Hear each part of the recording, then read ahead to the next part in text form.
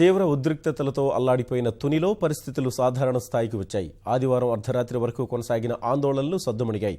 భారీగా పోలీసు బలగాలను మోహరించి పరిస్థితి అదుపు తప్పకుండా చూస్తున్నారు. అల్లర్లలో దగ్ధమైన పోలీస్ స్టేషన్లను ఉన్నతాధికారులు పరిశీలించారు. గొడవలకు కారణమైన వారిని ఉపేక్షించేది లేదని, చట్టపరంగా చర్యలు తీసుకుంటామని స్పష్టం చేశారు.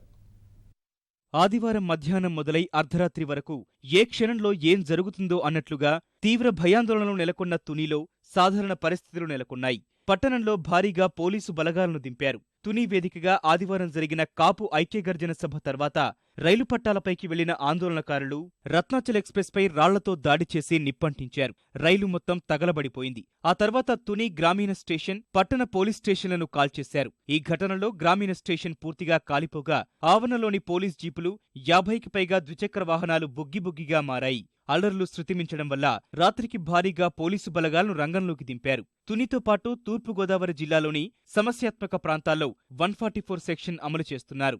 ఏపీఎస్పీ, ఆర్ఏఎఫ్, ఐటీబీపీ బలగాలతో పాటు దాదాపు 3000 మంది పోలీసులు విధుల్లో ఉన్నట్లు ఎస్పీ రవిప్రకాష్ తెలిపారు. 2 పోలీస్ స్టేషన్లను పరిశీలించిన శాంతి భద్రతల అదనపు డీజీ ఆర్పీ ఠాకూర్, ఉత్తర కోస్తా zonal IG Vishwajit, Eluru range DIG Harikumar పరిస్థితిని ఆరా తీశారు.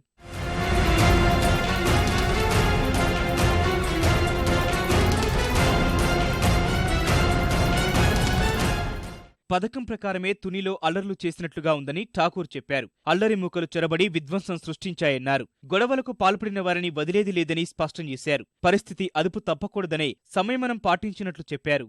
మెయిన్ ఇంపార్టెంట్ అంటే పబ్లిక్ లైఫ్ సెక్యూరిటీ మనకి ఇంపార్టెంట్. వాళ్ళు పర్మిషన్ లేకుండా మీటింగ్ పెట్టారు. Yes, despite that we have facilitated the traffic to come, public to participate in that. But చాలా మంది గుర్తించాము. మనకి వీడియో ఫుటేజ్ ఉంది. ఈ కాల్ డేటా ప్రకారం ఎవరెవరు ఏం చేశారు, ఎక్కడ వచ్చారు అది కూడా ఉంది. అన్ని సైంటిఫిక్ చేసుకొని వాళ్ళకి పక్కా ఫిక్స్ చేస్తాం. సెన్సిబుల్ పర్సన్స్ అందరికి request, please don't indulge in violence.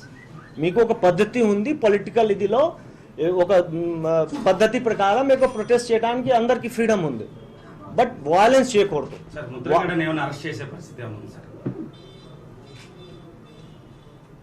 అంటే మేమే ఇన్వెస్టిగేషన్ చేస్తున్నాము, అది చూడాలి ఎట్లా. I can't say that so and so will be arrested today or tomorrow. ఆందోళనకారుల దాడితో పూర్తిగా తగలబడిపోయిన రత్నాచల్ ఎక్స్ప్రెస్ ను తుని రైల్వే స్టేషన్ కు తీసుకొచ్చారు. దక్షిణ మధ్య రైల్వే భద్రతాధికారులు పరిశీలించారు. మొత్తం 24 బోగీలు ఎందుకు పనికిరాకుండా పోయాయి. దీనివల్ల రైల్వేకు 30 కోట్ల నష్టం జరిగినట్లు అంచనా. ఇక ఆ మార్గంలో రైళ్ల రాకపోకలు యథావిధిగా కొనసాగుతున్నాయి.